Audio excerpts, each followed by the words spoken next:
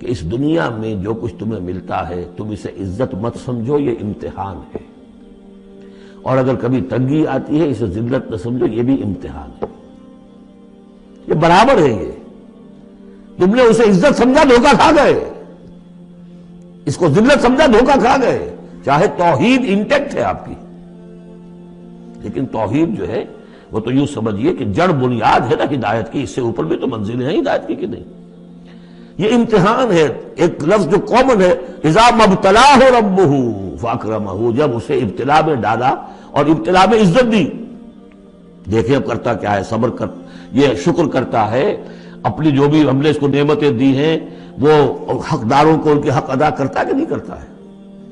یہ عزت نہیں ہے، عزت تو تب ہوگی جب تم اس امتحان میں پورے اترو گے۔ ذالک یوم التغابن، وہ تو قیامت میں پتہ چلے گا کہ کس کے لیے عزت تھی کس کے لیے نہیں۔ کسی کو تنگی دی ہے تو یہ ذلت نہیں ہے، دیکھنا ہے صبر کرتا ہے کہ نہیں کرتا۔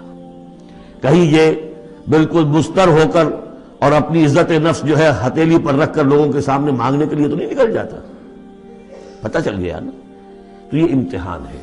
تو پہلا درجہ سمجھیے کہ چاہے فراوانی ہو، عیش ہو، آرام ہو، دولت ہو، یہ بھی امتحان، تکلیف ہے، رنج ہے، محنت ہے، مشقت ہے، اسرت ہے، تو یہ بھی امتحان، دونوں برابر ہو گئے۔ اب بھی ہدایت اس سے اوپر بھی ہے ایک، ہمارے دل میں یہ چور رہے گا پہلا امتحان آسان ہے دوسرا مشکل ہے، نہیں، حقیقت اس کے برعکس ہے۔ پہلا مشکل ہے، یہ دولت میں رہ کر بھول جانے کا آپ کے اندر زیادہ امکان ہے۔ میں نے حدیث آپ کو سنائی تھی، ما قل و کفا خیر مما کثر و الہا، اگر زیادتی ہوگی دولت ہوگی تم اللہ کو بھول جاؤ گے، تو حدیث آپ کو سنائی تھی، ما قل و کفا خیر مما کثر و الہا، اگر زیادتی ہوگی دولت ہوگی تم اللہ کو بھول جاؤ گے، تو زیادہ سخت نقصان یہ ہے، زیادہ بڑا امتحان یہ ہے۔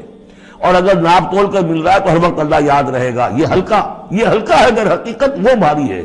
اور اسی میں وہ واقعہ نوٹ کر لیجئے امام احمد ابن حنبل رحمۃ اللہ علیہ کا، کہ جب وہ مار پڑ رہی تھی کہ جس کے بارے میں الفاظ ہے کہ ہاتھی کو بھی وہ مار پڑتی تو بلبلا اٹھتا، اس وقت آنکھوں میں آنسو نہیں آئے۔ کب آئے؟ جب بادشاہ وقت، خلیفہ وقت کا ایلچی آیا ہے اشرفیوں کے توڑے لے کر کہ یہ بادشاہ نے آپ کے لیے نذرانہ بھیجا ہے، تب رو پڑے، اے اللہ میں اس امتحان کے قابل نہیں ہوں، یہ امتحان سختر ہے۔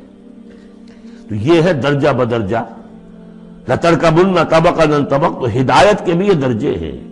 پہلا درجہ تو یہ ہے کہ جو بھی ہے اللہ کی طرف سے ہے، تنگی ہے تو اللہ کی طرف سے، اور فراوانی ہے تو اللہ کی، یہ توحید تو پوری ہو گئی آپ کی اللہ کی طرف۔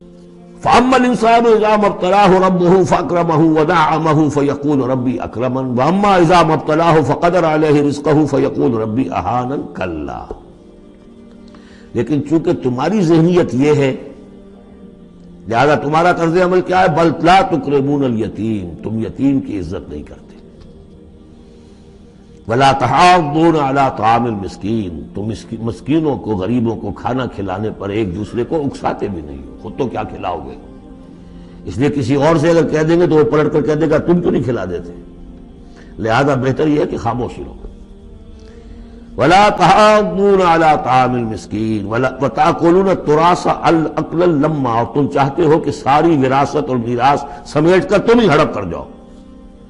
اور وہ رواج وہاں پر یہ تھا، ہندوؤں میں تو اب تک بھی شاید ہے کہ وہ بڑا بیٹا جو ہے بس وہی وارث ہے، باقی کسی کا کوئی حق ہوتا ہی نہیں۔ یہ تو قرآن نے دیا ہے تفصیلی قانون، قرآن نے دیا ہے تفصیلی قانون وراثت۔ باقی یہ ہے کہ جس شخص کا ہاتھ پڑ گیا اور جس میں جو بڑا کوئی طاقتور ہے وہ چھوٹے بہن بھائیوں کو کیا دیتا تھا؟ کچھ بھی نہیں۔ تم چاہتے ہو کہ ساری میراث تم جمع کر کے ہڑپ کر لو۔ وَتُحِبُّونَ الْمَالَ حُبًّا جَمًّا، اور مال سے تو تم محبت کرتے ہو ٹوٹ کر، وہ تو گویا کہ کوٹ کوٹ کر بھری ہوئی ہے تمہارے دل میں۔ کلا، یہ دو صورتیں اس اعتبار سے ان کو ذہن میں رکھیے کہ خاص عرب کا جو ایک معاشرہ تھا، اس کا ایک کلچر تھا، اس کی ایک ثقافت تھی، اس کی تصویر ہے جو ان دونوں صورتوں میں آ رہی ہے۔